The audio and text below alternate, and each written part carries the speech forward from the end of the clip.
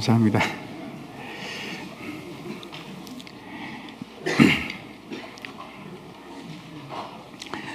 드디어 예수님께서 예루살렘에 입성하는 내용이 오늘 본문에 있습니다.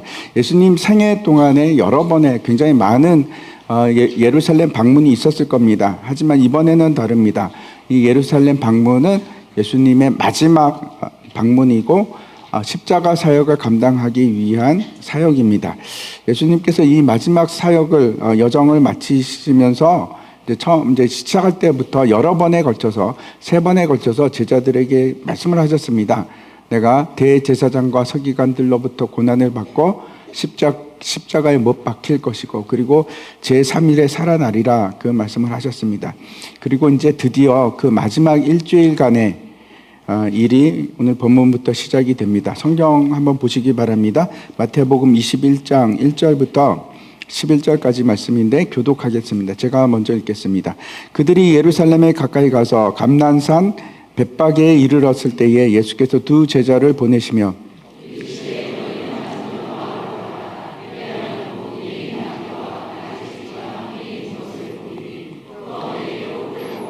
만일 누가 무슨 말을 하거든 주가 쓰시겠다 하라. 그리하면 즉시 보내리라 하시니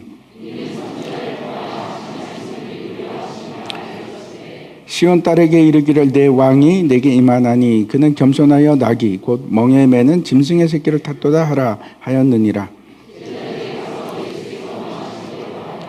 나귀와 나귀 새끼를 끌고 와서 자기들의 겉옷을 그 위에 얹음에 예수께서 그 위에 타시니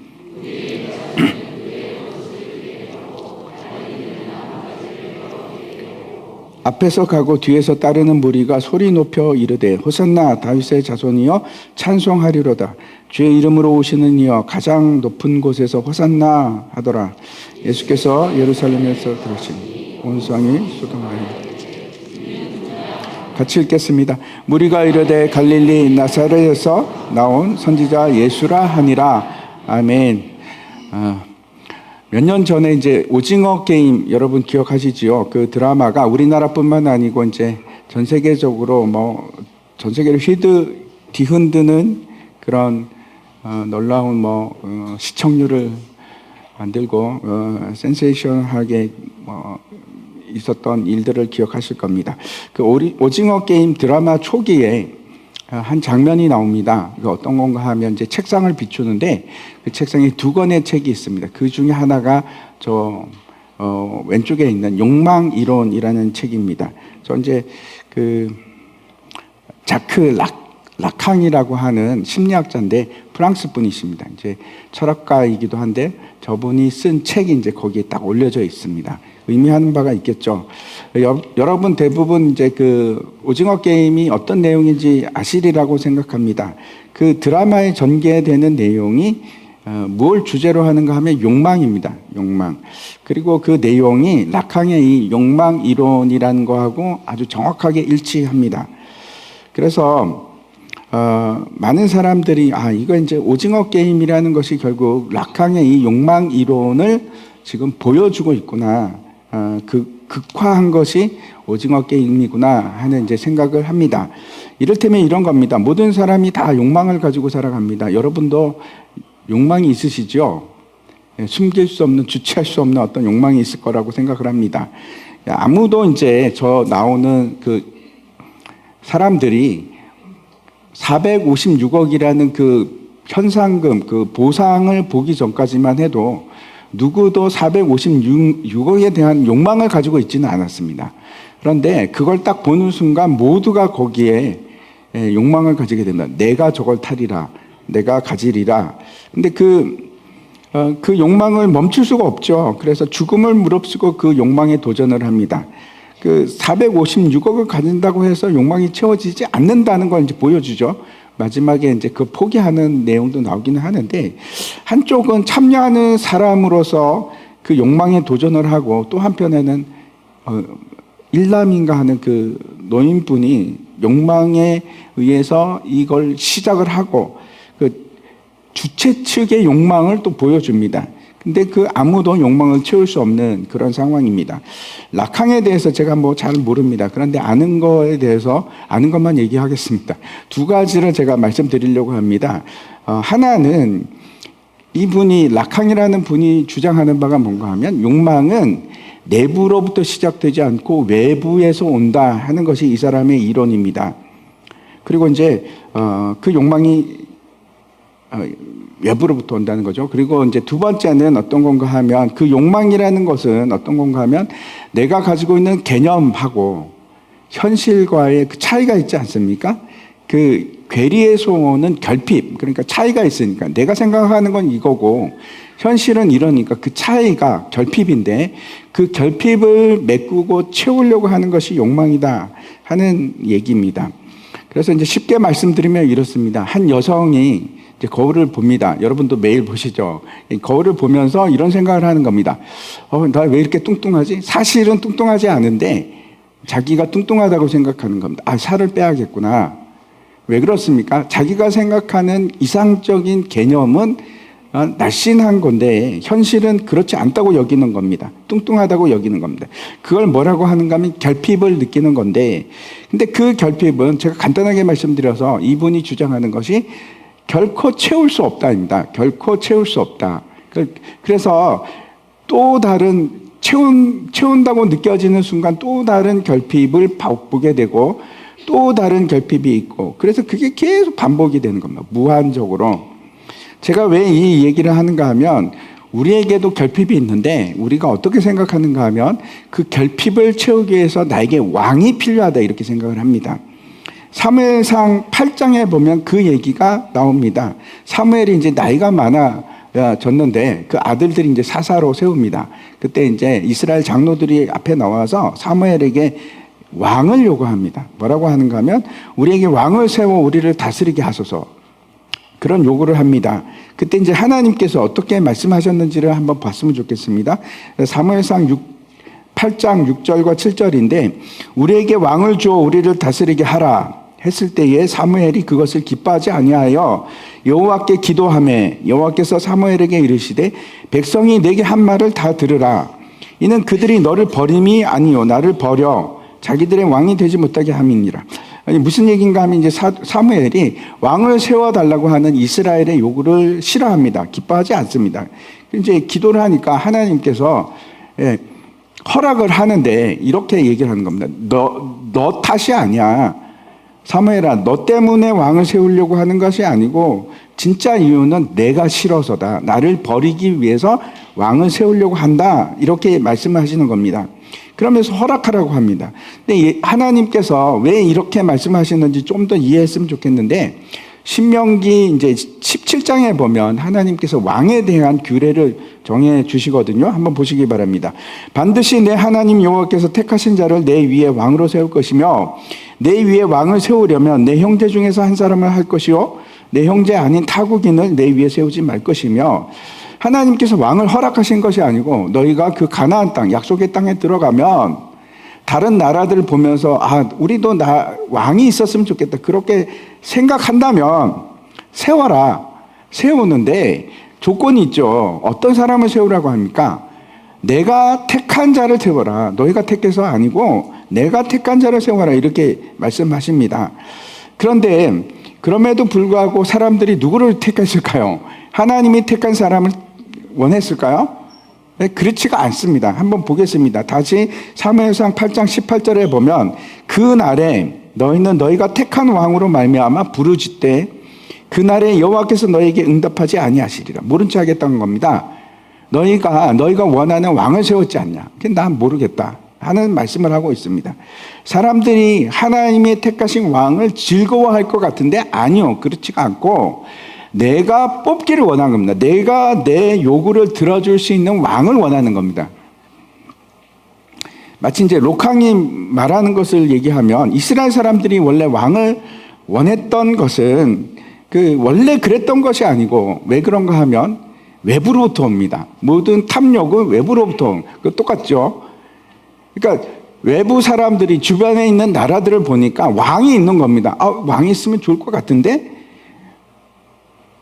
나에게도 왕이 필요합니다. 라고 이제 왕을 세우려고 하는 겁니다. 사실 이제 왕이 생겨난 거는 언제부터일까요? 오래됐습니다. 그 얘기가 어디에 나오는가 하면 창세기 4장에 나옵니다.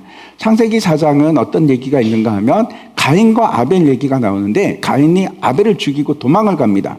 사람들을 피해서 가죠. 그리고 나서 이제 성을 만듭니다. 성이라는 것이 캐슬이 아니고 시티, 성읍을 만드는 겁니다. 그게 최초의 도시인데 도시를 만들었습니다. 아마 제 생각에 그 도시가 있었으니까 그 왕이 있었겠죠. 왜냐하면 성벽을 쌓고 하려면은 권력이 있어야 되기 때문에. 누가 했을까요? 제 생각에는 가인이 했을 것 같습니다. 그래서 아마도 가인이 최초로 왕 노릇을 한 사람이 아닌가. 근데 제 얘기가 어떤 얘기냐면 그게 어디서부터 시작했습니까? 죄로부터 시작이 됐습니다. 죄로부터. 그리고 나서 가인의 이제 손자쯤 돼서 라멕이라는 사람이 나옵니다. 라멕이 여자가 2명이 있었거든요. 아내가 2명입니다. 그리고 그때부터 만들어지기 시작한 것이 문화입니다. 악기도 나오고 막 나오거든요. 이제 그것도 똑같습니다. 세상 락항을 비롯해서 많은 사람들이 문화라는 것은 사람들의 욕구로부터 욕망으로부터 시작된다 이렇게 얘기하는데 그것도 똑같은 것 같습니다. 거기서도 그렇게 시작을 합니다. 그리고 나서 아마 최초의 거대한 왕은 누구라고 생각을 하십니까? 아마 가장 강력한 왕은 최초의 그 강력한 왕은 바벨탑을 세웠던 그 니므롯일 겁니다. 니므롯으로부터 진짜 강력한 왕이 나오기 시작했을 겁니다. 세상 나라의 왕의 그 스토리는 그렇습니다. 그러면 하나님 나라에 있어서는 왕이 어떻게 시작이 될까요? 아브라함 때 왕이 있었습니까? 없었습니다. 하나님께서 아브라함을 통해서 세상 나라가 아니고 하나님 나라를 시작하셨는데 왕이 존재하지 않습니다. 인간 왕이 존재하지 않고 없었습니다. 왜 그렇습니까? 하나님이 왕이시니까. 믿으십니까? 우리는 누가 왕이십니까? 하나님이 왕이시거든요. 필요가 없습니다. 필요가 없습니다. 모세 한번 생각해 보십시오. 이스라엘 백성들이 애굽에서 나올 때도 지도자는 세웁니다. 근데 누구를 세웁니까? 하나님이 택하신 지도자를 세우는데 왕은 아닙니다. 근데 지금도 마찬가지입니다. 카톨릭 교회에서는 왕이 존재합니다. 그걸 뭐라고 합니까? 교황이라고 우리가 칭합니다. 절대 권력입니다. 절대 왕입니다.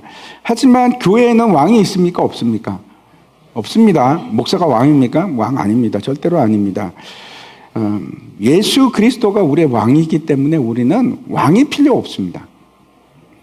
세상 나라에는 왕이 존재하지만 우리는 필요가 없습니다. 그럼에도 불구하고 사람들은 끊임없이 왕을 요구합니다. 또 다른 왕을 요구하죠. 우리에게도 동일하게 왕이 필요하다고 여깁니다. 이 왕이라는 것이 제가 말씀드린 이 왕이라는 것이 욕구를 얘기하는 겁니다. 욕구, 욕망. 여러분이 요구하는 내가 욕구하는 왕은 어떤 것인가 한번 생각해 보시기 바랍니다. 나에게도 필요한가? 오늘 본문의 내용은 아주 명확하게 왕의 입성에 관한 얘기입니다. 왕에 들어가는 건데 예루살렘으로 들어가는 얘기입니다. 화성에 가면 수원 화성에 가면 이제 그 정조대왕이 행차하는 그림이 있지 않습니까? 아마 여러분도 보셨죠? 어마어마합니다. 그 행렬이 어마어마합니다. 보통 이제 왕이 행차할 때 말을 타거나 아니면 큰 가마를 타거나 그런 걸 타고 갑니다. 그렇죠? 그리고 앞뒤로 군대가 붙고 그 다음에 취약대 뭐 이렇게 음악하는 사람들이 붙고 그래서 막 빵빠라를 불고 막 그러지 않습니까? 거대한 행렬이 지나갑니다. 그런데 놀랍게도 예수님의 입성 그 행렬에는 예수님께서 그냥 나귀 새끼를 타고 들어가십니다. 그 얘기가 오늘 본문의 말씀입니다. 오늘 본문 보도록 하겠습니다. 1절과 2절 말씀 보시기 바랍니다. 그들이 예루살렘에 가까이 가서 감난산 벳박에 이르렀을 때에 예수께서 두 제자를 보내시며 이르시되 너희는 맞은편 고을로 가라, 마을로 가라. 그리하면 곧 매인 나귀와 나귀 새끼가 함께 있는 것을 보리니 풀어 내게로 끌고 오라. 지난 시간에 이제 여리고에서 있었던 얘기를 우리가 함께 봤는데 두 소경의 눈을 뜨게 하는 예수님께서 고쳐지는 사건이 그 여리고에 있었습니다. 이제 여리고로부터 예루살렘을 향해서 가시는데 거리가 한 20km에서 30km 정도 됩니다. 가깝지 않죠. 먼 거리입니다. 이제 사람이 보통 하루에 한 5km 정도 한 시간에 걸어갈 수 있는데, 그렇게 따지면 30km라고 하면 몇 시간 정도 걸어야 됩니까? 한 6시간? 8시간 쉬지 않고 그렇게 걸어야 되는데, 이게 만만치 않죠. 이게 힘든 여정입니다. 그리고 또 한 가지는 여리고는 세상에서 가장 낮은 도시의 하나일 겁니다. 제가 뭐 정확하지는 않은데 아마 틀림없이 그럴 겁니다. 해저 위치가 어딘가 하면 해발이 아니고 해저입니다. 해저 250m입니다. 그러니까 바다 수면보다 250m가 더 낮습니다. 여리고 위치가. 놀랍죠? 그리고 예루살렘은 굉장히 높은 곳에 있습니다. 해발 800m에서 900m. 그러면 그 위치 차이만 한 1km가 넘거든요. 그래서 그걸 계속 올라가야 되는 겁니다. 6시간에서 8시간. 이제 요한복음에 보면 이 얘기가 나옵니다. 6월절 엿새 전이라 그럽니다. 엿새 전이라. 그리고 이제 예수님께서 여리고에서 어디로 가셨냐면 먼저 예루살렘 안으로 입성을 한 게 아니고 베다니로 가셨습니다. 그러니까 여리고하고 예루살렘 가는 길목에 아주 가까운 곳에 베다니라는 마을도 있었고 벳바게라는 마을도 있었습니다. 예수님께서 베다니에 도착하셨죠. 그리고 이제 거기서 저녁에 식사를 합니다. 누구네 집입니까? 거기가 누구네 집일까요? 거기가 죽었던 살아났던 나사로의 집입니다. 거기 마르다 마리아가 있죠. 그 저녁에 어떤 일이 있었는가 하면 마리아가 예수님의 발에다가 그 비싼 향료를 뿌리는 그 사건이 그날 있었습니다. 그날이 언제입니까? 엿새 전이니까 6월절 엿새 전이면은 그날이 무슨 요일일까요? 토요일입니다. 토요일 날 그 일이 있었고, 이제 이 날은 그 이튿날입니다. 토요일 다음 날은 무슨 요일일까요? 주일이죠. 주일입니다. 그래서 우리가 이 주일을 종려주일이라고 합니다. 종려나무가지를 막 흔들고 밑에 깔기도 하고 그러지 않습니까? 그래서 종려주일이라고 합니다. 이때 예수님께서 입성하시는 날입니다.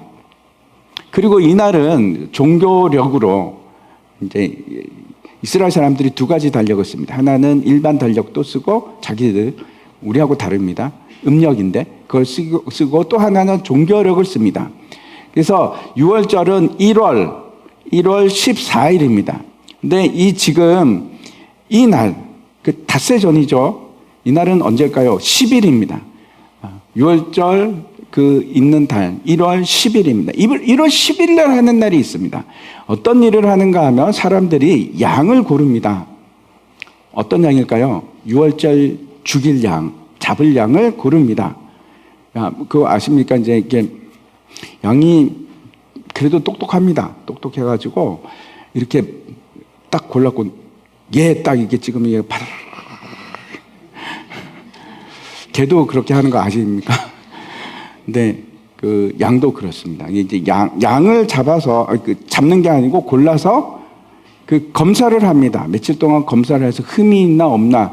그리고 10일부터 며칠간 가족처럼 같이 지냅니다. 집에 데리고 옵니다. 그리고 그 날이 10일인데 이때 예수님께서 선택받은 양이 되는 겁니다. 이 날. 그날 입성을 하십니다. 이제 그 기록을 보면 한 10년 지나서 이 똑같은 6월절 날 기록이 있는데 6월절 주간에 도살당한 양의 그 마리수가 나와 있습니다. 그 얼마나 되는가 하면 26만 마리입니다. 어마어마하죠. 26만 마리가 한 주간 동안 죽는 겁니다. 그런데 율법에 보면 한 마리의 양을 10명이 같이 먹을 수 있게끔 그렇게 되어 있거든요. 그보다 작을 수도 있습니다. 10명의 사람이 먹는다고 하면 최소한 이때 당시 모인 인구가 얼마나 될까요? 260만 명이 모이는 겁니다. 어마어마한 겁니다. 지금부터 2000년 전이에요. 지금 수원 인구가 100만 명이 좀 넘지 않습니까? 근데 260만 명이 그 예루살렘이 그렇게 큰 도시가 아닙니다. 근데 그 예루살렘의 엄청난 숫자가 거기서 북적북적 모이는 그때입니다. 사람들로 가득 찬 그 장소에 예수님께서 입성을 하시는 겁니다. 이제 당시 예수님의 마음을 좀 헤아려 봤으면 좋겠습니다. 예수님은 하나님인 동시에 완전한 사람이십니다. 그래서 하나님이시니까 그 마음 괜찮겠지, 다 아시는데 어떨까, 이렇게 혹시 생각하십니까? 아니요, 그렇지 않습니다. 예수님은 완전한 인간이시기 때문에 우리와 똑같이 감정을 가지시고 똑같이 느끼시고 똑같은 고통을 받는 육체를 가지고 계십니다. 만약에 예수님께서 그런 육체가 아니라고 한다면 문제가 심각하죠. 왜 그런가 하면 신성만 가지고 있다면 예수님은 죽지 못하십니다. 신은 안 죽으니까. 그러면 우리를 위해서 대속물이 되실 수가 없습니다. 그 첫 번째 문제고, 두 번째, 예수님께서 만약에 신성만 가지고 계신다면 그 고난, 시험, 아무것도 우리가 인정할 수가 없겠죠. 우리가 따라갈 이유도 신이 왔는데 우리는 어떻게 해? 이렇게 생각할 겁니다. 아니요, 그렇지 않습니다. 예수님께서는 그 신성을 사용하신 것이 아니고 이 땅에 사시면서 인간으로 사셨습니다. 인간으로. 완전한 인간으로 사셨습니다. 신이 아니라는 얘기가 아닙니다. 하나님이신데 그 모든 자신의 권리를 다 내려놓고 그리고 사람으로 사신 겁니다. 이제 예수님은 완전한 하나님이시지만 철저하게 완전한 인간으로 이 땅에서 사셨습니다. 그래서 우리와 똑같이 고난을 당하시고 우리와 똑같은 감정을 느끼시고 어려워하시고 힘들어하시는 그게 우리와 똑같습니다. 아무튼 예수님께서 일행과 함께 벳바게라는 곳에 이제 도착을 하게 되는데 그때 예수님께서 나귀를 풀어 가지고 와라, 끌고 와라, 이렇게 말씀을 하시는 겁니다. 계속해서 3절과 4절 한번 보시기 바랍니다. 만일 누가 무슨 말을 하거든 주가 쓰시겠다 하라. 그리하면 즉시 보내리라 하시니 이는 선지자를 통하여 하신 말씀을 이루려 하심이라. 일러스되, 이렇게 되어 있는데 3절에 보면 누군가 나귀를 데려가는 일에 대해서 뭐라고 하라고 합니까? 주가 쓰시겠다라고 하라고 합니다. 그리고 실제로 마가복음이나 누가복음 보면 누군지 모르겠습니다. 주인일 겁니다. 아마도. 그래서 제자들이 이제 데리고 가려고 하니까 왜 데리고 갑니까? 이렇게 묻습니다. 그랬더니 이제 제자들이 얘기하죠. 주가 쓰시겠답니다. 그랬더니 아무 말 안 하고 보내줍니다. 여기서 첫 번째 우리가 생각할 것이 있습니다. 예수님께서 이 나귀들에 대해서 도대체 어떻게 아셨을까요? 전날 어쩌면 베다니에서 그 나사로의 집에서 그 나귀 주인을 만나고 내일 제가 좀 내가 쓰려고 하는데 좀 나에게 줘, 이렇게 얘기하셨을까요? 물론 그럴 수도 있습니다. 그게 아니라고는 얘기하지 않겠습니다. 근데 중요한 것은 이겁니다. 예수님께서 내가 쓰겠다라고 말씀하시니까 그 일에 순종하는 겁니다. 이거는 왜 그런가 하면 이거는 큰 의미가 있습니다. 이건 징발입니다. 징발. 왕이 요구를 했고 그에 대해서 아무런 이견이 없이 그 왕의 명령에 순종하는 모습을 보여주는 겁니다. 그리고 이거는 그걸 더 넘어서면 예수님이 창조주 하나님이시기 때문에 그를 통해서 모든 것이 창조되었고 모든 것이 그로 나오지 않습니까? 그 말씀을 한번 보시기 바랍니다. 로마서입니다. 누가 주께 먼저 드려서 갚으심을 받겠느냐? 이는 만물이 주에게서 나오고 주로 말미암고 주에게로 돌아갑니다. 그에게 영광이 세세에 있을지어다. 아멘. 모든 만물이 주님의 권세 아래 있고 주권은 하나님의 예수 그리스도의 손에 있습니다. 모든 만물은 피조물의 것이 아닙니다. 그렇죠? 창조주의 것입니다. 만든 사람의 것입니다. 우리 게 아닙니다. 하나도 우리 거는 없습니다. 우리는 피조물이라서. 만든 사람 거죠. 우리 거겠습니까? 그래서 우리는 우리 것으로 우길 수도 없고 여길 수도 없습니다. 예수님께서는 그곳에 나귀가 있는 것을 알고 계셨고 그 나귀 새끼가 자신을 위해서 예비된 것이다라는 것도 분명히 알고 계셨을 겁니다. 두 번째 우리가 확인했으면 하는 것은 예수님께서 여기서 어떻게 칭하는가 하면 자기 자신을 주라고 칭합니다. 이거는 굉장히 의외의 상황입니다. 여태까지 예수님께서 자신을 주라고 칭한 적이 없는데 여기서 주라고 말씀하는 겁니다. 이제 자신의 정체성을 얘기합니다. 이 주라는 거 지난번에도 말씀드렸지만 이거는 보통 단어가 아닙니다. 이거는 황제에게 쓰거나 굉장히 높은 사람에게 부르는 호칭 또는 아버지 같은 사람에게 부르는 그런 호칭입니다. 그런데 그 주, 퀴리오스라는 단어를 사용합니다. 무슨 뜻일까요? 자신의 왕되심을 보여주는 겁니다. 내가 이제 왕인 것을 드러내는 겁니다. 지금까지는 그렇지 않았지만 이제 입성할 때 내가 왕이다 하는 것을 알리는 겁니다. 세 번째 우리가 생각했으면 하는 것은 왜 예수님께서 그 어린 나귀 새끼를 타고 가셨을까? 도대체 왜 그래야만 하는가? 그것도 왜 벳박인가? 왜 거기서부터 시작하는가? 분명히 예수님께서는 갈릴리에서 여기까지는 걸어오셨습니다. 그게 분명합니다. 근데 왜 여기서는 나귀를 타시지? 거기에 대해서 성경이 얘기를 하고 있는데 선지자를 통하여 하신 말씀을 이루려 하심이라 그럽니다. 이 선지자가 누군가? 스가랴입니다. 스가랴서 9장 말씀 한번 보십시오. 시온에 따라 크게 기뻐할지어다. 예루살렘에 따라 즐거이 부를지어다. 보라, 내 왕이 내게 임하시나니 그는 공의로우시며 구원을 베푸시며 겸손하셔서 하여서 나귀를 타시나니 나귀의 작은 것 곧 나귀 새끼니라. 내가 에브라임의 병고와 예루살렘의 말을 끊겠고 전쟁하는 활도 끊으리니 그가 이방 사람에게 화평을 전할 것이요 그의 통치는 바다에서 바다까지 이르고 유브라다 강에서 땅끝까지 이르리라.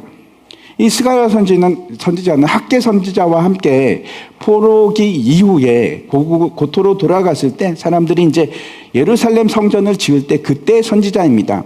하나님께서 스가랴를 통해서 힘을 막 주는데 어떤 말씀을 하시냐면 그를 통해서 미래의 일을 예언하게 하고 두 번째는 더럽혀진 제사장직을 정결하게 합니다. 그리고 세 번째는 왕의 왕권을 회복시키는 걸 말씀하십니다. 이게 다 뭡니까? 메시아죠. 메시아에 대한 얘기를 합니다. 그 오시는 왕이 공의로우시고 구원을 이루실 것이고 겸손해서 나귀를 타는데 그것도 나귀 새끼를 탄다 이렇게 말씀을 하시는 겁니다. 고대 근동에서는 왕이 말을 탄다는 것은 어떤 의미인가 하면 말은 말 가지고 농사 짓고 그러지 않습니다. 거기는. 말은 어떤 용도로 쓰는가 하면 전쟁 도구입니다. 지금으로 따지면 굉장히 강력한 전차와 같은 무기입니다. 말은 무기입니다. 그래서 이 말을 가지고 갈 때는 어떻게 하는가 하면 주위에 군대가 함께 가겠죠. 군장을 함께 이렇게 탁 착용을 하고 그리고 전쟁에 임한다는 뜻입니다. 그게 말입니다. 예수님이 다시 오실 때 어떻게 오십니까? 말 타고 오시거든요. 어떤 의미입니까? 전쟁하리라 그런 뜻입니다.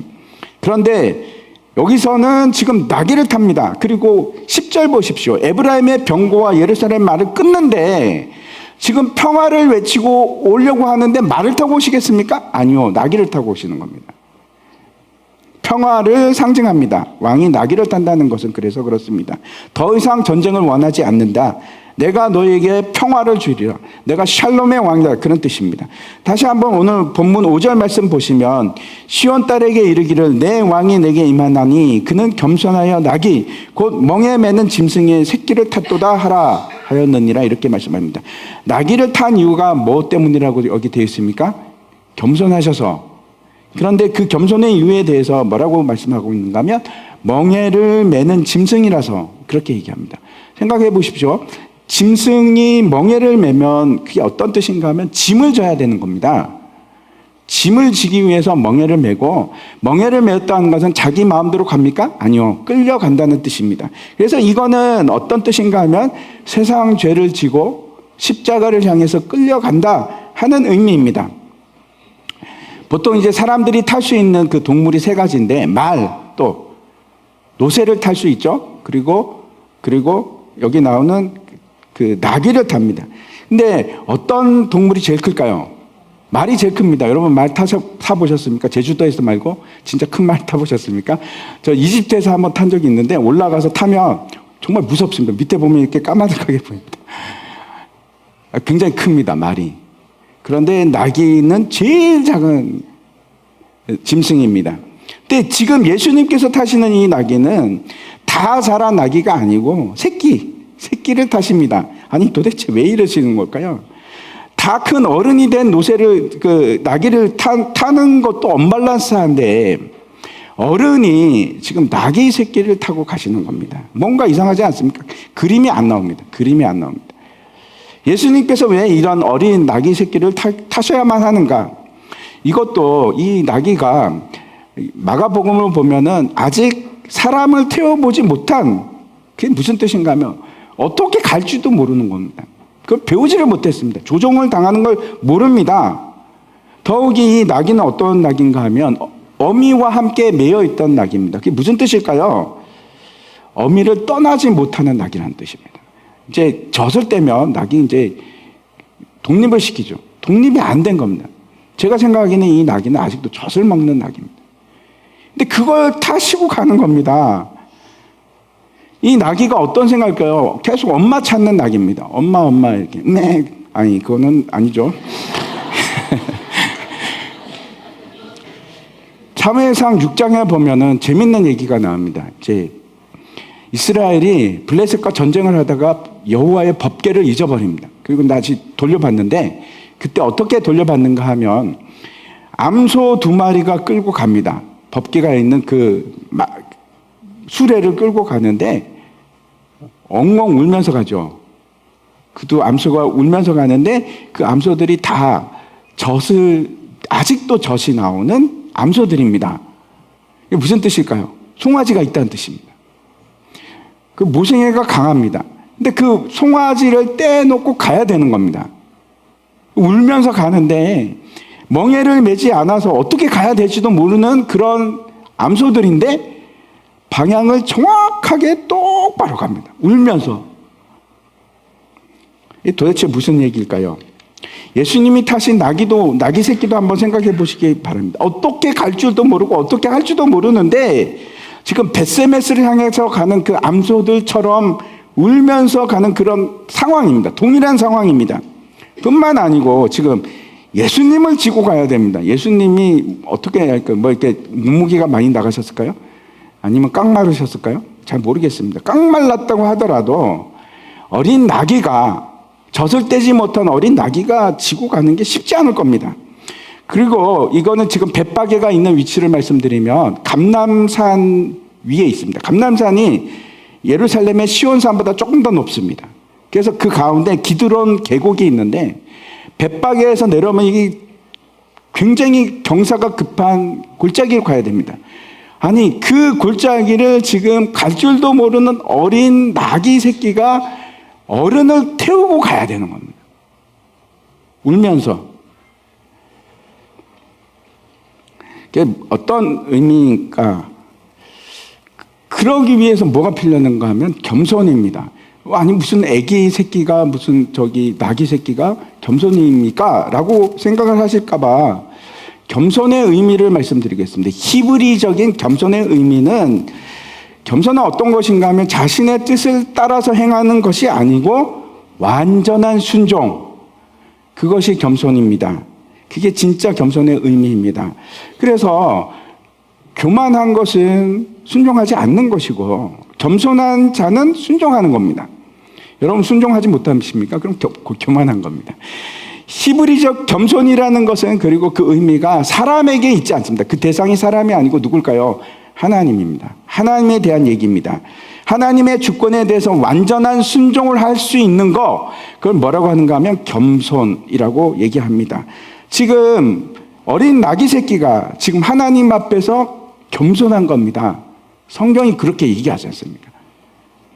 스가랴서에서 순종한다는 뜻입니다. 그 나귀가 뭘 알길래 그럴까요? 다시 어린 나귀 새끼를 타고 가시는 예수님을 한번 생각해 보시기 바랍니다. 이사야서 53장입니다. 그는 주 앞에서 자라나기를 연한 순 같고 마른 땅에서 나온 뿌리 같아서 고운 모양도 없고 풍채도 없은즉 우리가 보기에 흠모할 만한 아름다운 것이 없도다. 그는 멸시를 받아 사람들에게 버림을 받았으며 간고를 많이 겪었으며 질고를 아는 자라. 마치 사람들이 그에게서 얼굴을 가리는 것 같이 멸시를 당하였고 우리도 그를 귀히 여기지 아니하였도다. 여기 보면 성경에서 가장 예수님의 그 외모에 대해서 직접적으로 기록한 곳인데, 예수님 어떻게 생겼습니까? 고운 모양이 없답니다. 아름답지가 않고 풍채가 없답니다. 제 생각에는 깡 마르셨을 것 같아요. 듬직하지 않고 풍채가 없고 흠모할 만한 아름다운 것이 없다. 그래서 사람들이 귀하게 여기지 않는 그런 모습입니다. 그 벳세메스의 암소가 가고 있지 않습니까? 그 싣고 가는 게 뭡니까? 여호와의 법궤. 똑같은 지금 상황입니다. 똑같은 상황입니다.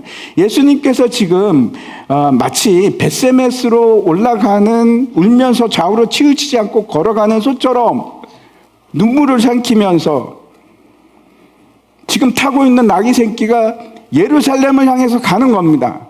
순종하기 위해서. 엄마를 찾아가는 것이 아니고 정말 무거워 죽겠는데 예수님을 태우고 그 급경사를 내려가고 있는 겁니다. 왜? 순종하기 위해서.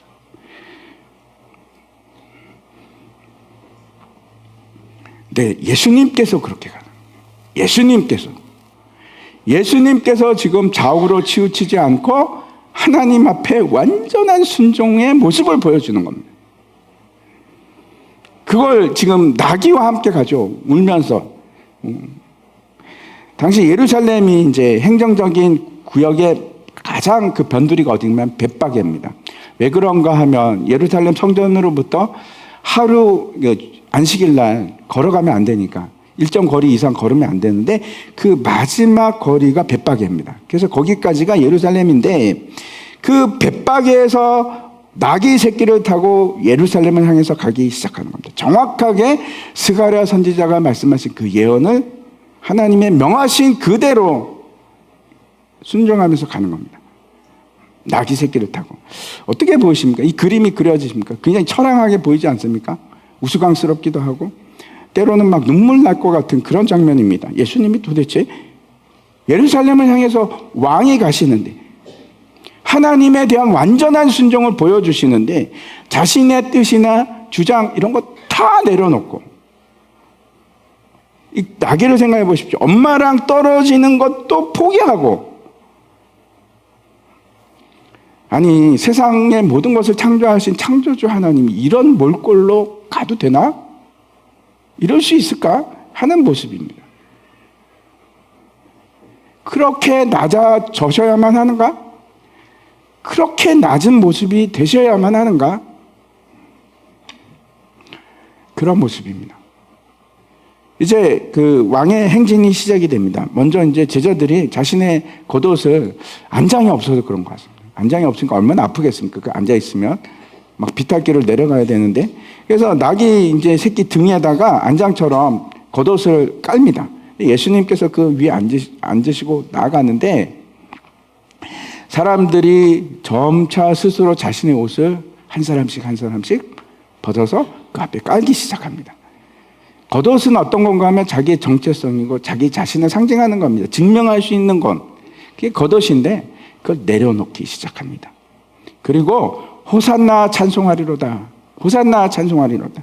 이렇게 외치기 시작합니다. 한번 보시기 바랍니다. 이제 마태복음 21장 8절과 9절인데 무리의 대다수는 그들의 겉옷을 길에 펴고 다른 이들은 나뭇가지를 베어 길에 펴고 앞에서 가고 뒤에서 따르는 무리가 소리 높여 이르되 호산나 다윗의 자손이여 찬송하리로다.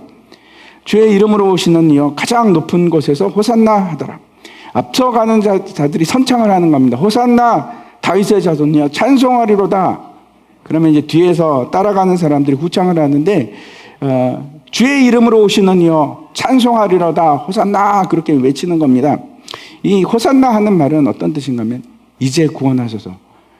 이제 구원하소서 하는 말씀인데 이게 이제 시편 118편에 나오는 메시아에 대한 노래입니다. 외치는 것이 이겁니다. 다윗의 자손이 어떤 뜻입니까? 메시아란 뜻입니다. 메시아여 이제 우리를 구원하소서. 메시아여 이제 우리를 구원하소서. 누가복음에 보면은 이 광경을 보고 바리새인들이 화가 납니다. 그래서 막 책망을 하는데 예수님한테 그럽니다. 선생이여 당신의 제자 지금 하는 짓들을 보십시오. 책망하소서. 시끄럽게 이게 도대체 무슨 짓입니까? 그랬더니 예수님께서 뭐라고 대답을 하시는가 하면 내가 너에게 말하노니 만일 이 사람들로 잠잠하라 침묵하라 하면 어떻게 한다고요? 돌들이 소리 지르려. 이거 저는 막 생각하면 막 웃음이 나옵니다. 이게 사람들이 다 입 막고 있으면 돌들이 막 깍깍 소리 지르면서 호산나 너무 재밌을 것 같지 않습니까? 그렇게 하리라는 겁니다. 이게 무슨 얘기입니까? 하나님이 하시는 겁니다. 사람이 하는 것이 아니고 지금 하나님께서 하신다.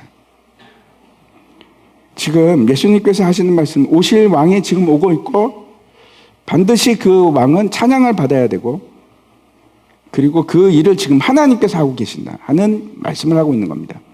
이 왕이 행치할 때는 어떻게 합니까? 주위에 이제 부대도 군인들도, 무장 군인들도 따라붙고, 앞에 취약대 아니면 뭐 이렇게 나팔 빰빠라빰 이거 불면서 가지 않습니까? 많은 행차가 가는데 그게 다 여기 나오는 겁니다. 아주 초라하게, 정말로 초라하게. 오늘 왕의 입성에 대해서 그 반응하는 무리, 새 무리에 대해서 제가 마지막으로 말씀을 드리려고 합니다. 먼저 우리가 보이는 반응을 보면 무리가 어떻게 하는지 보시기 바랍니다. 11절입니다. 무리가 이르되 갈릴리 나사렛에서 나온 선지자 예수라 하니라. 이 사람들은, 이 무리라는 사람들은 행렬 안에 있었는지 바깥에 있었는지 잘 모르겠습니다. 그 사람들이 호산나 호산나 외쳤는지 안 외쳤는지 모르겠습니다. 근데 외치게 한 사람은 누굽니까? 하나님이 하셨거든요. 근데 이 사람들은 어떤 사람인가 하면 마지막에 뭐라고 합니까? 선지자 예수라 그럽니다. 다윗의 자손이라고도 하지 않고 메시아라고도 하지 않고 선지자 예수라고 합니다. 이 사람들은 여전히 왕을 기다리고 있는 사람들이지만 왕이 누군지 모르는 사람들이. 첫 번째, 왕을 기대하는 사람들은 많이 있습니다. 근데 그 중에 많은 사람들이 진짜 왕이 누군지 모르는 사람들입니다. 전혀 이해하지 못합니다. 초라한 모습의 왕은 나에게 맞지 않아. 저런 왕은 나 필요 없어. 저거 어떻게 왕이 돼? 근데 기억하십시오. 성경은 분명히 나귀 새끼를 탄 분이, 그분이 메시아라고 말씀하셨거든요. 근데 그것도 받아들이지 않습니다. 나의 의견을 따릅니다. 사람들이 원하는 왕의 모습은 말을 타야 됩니다.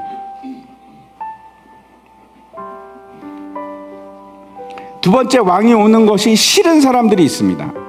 이 사람들은 바리새인뿐만 아닙니다. 지금도 수많은 사람들이 왕이 오는 걸 싫어합니다. 왜? 왕을 만나기가 두려워서. 왜 두려울까요? 내가 왕이니까. 진짜 왕은 싫은 겁니다. 또 다른 왕을 원하지 않습니다. 내가 왕인데, 나만 믿고 살아가는 사람들인데, 내가 할 수 있다고 생각하는 사람인데 나 외에 또 다른 왕이 있다니, 아니 난 싫어 하는 사람들입니다. 세 번째 부류의 사람들은 어떤 사람인가 하면 그 왕을 기다리고 그 왕이 누군지 아는 사람들, 왕을 모시고 있는 사람들. 저는 여기 계신 모든 분들이 세 번째 부류의 사람들이 되었으면 좋겠습니다. 왕을 너무 사랑해서 왕을 기다리고 있을 뿐만 아니고 이 세상 모든 것보다 그 왕을 좋아하는 사람들. 그분이 이 땅에 오신 이유가 우리를 섬기기 위해서입니다. 근데 그게 너무 기쁘고 은혜가 돼서 너무 감사해서 나도 그 왕을 섬기기로 작정한 사람들, 그 왕의 종이 되고자 하는 사람들입니다. 제가 앞에서 욕망에 대해서 말씀을 드렸는데 제가 결론을 내리려고 합니다. 오징어 게임 다들 보셨습니까? 좀 끔찍한 것도 나오긴 하는데 재밌습니다. 그렇죠? 근데 그 오징어 게임이 진짜로 하고 싶어 하는 말이 뭘까요? 아주 선명한 얘기를 합니다. 뭐라고 얘기하는가 하면 그 록항의 얘기입니다. 욕망의 끝은 죽음이다. 근데 록항은 이런 말도 합니다. 욕망하지 않은 것도 죽음이다. 욕망을 해야 된다고 하는 사람입니다. 근데 욕망의 끝은 죽음이다 하는 얘기를 하고 있는 겁니다. 그 사람들이 다 죽지 않습니까? 왕을 두는 것이 우리의 욕망이라고 한다면 문제의 핵심은 이겁니다. 내가 원하는 왕을 둘 것인가? 아니면 하나님이 원하시는 왕을 둘 것인가? 여러분은 어느 편이십니까? 여러분이 원하는 왕을 찾고 계십니까? 그걸 뭐라고 하는가 하면 욕망이라고 합니다. 끊이지 않는 욕망이라고 합니다. 그거는 만족될 수도 없고 지속적으로 결핍이 일어날 수밖에 없습니다. 왜 그런가 하면 그건 외부로부터 오기 때문에 그렇습니다. 예수님은 다릅니다. 예수님은 우리 안에 있기 때문에 그래요. 다른 곳에서 찾지 않습니다. 우리 예수님은 내 안에 계신 나의 왕이기 때문에, 영원한 왕, 변하지 않는 왕, 결핍이 일어나지 않습니다. 그래서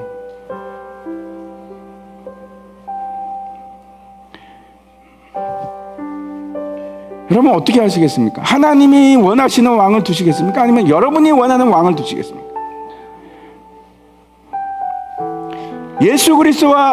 예수 그리스도가 저와 여러분의 왕이 되셔야 합니다. 그걸 원합니다. 여러분 그렇게 하십시오. 아멘이십니까?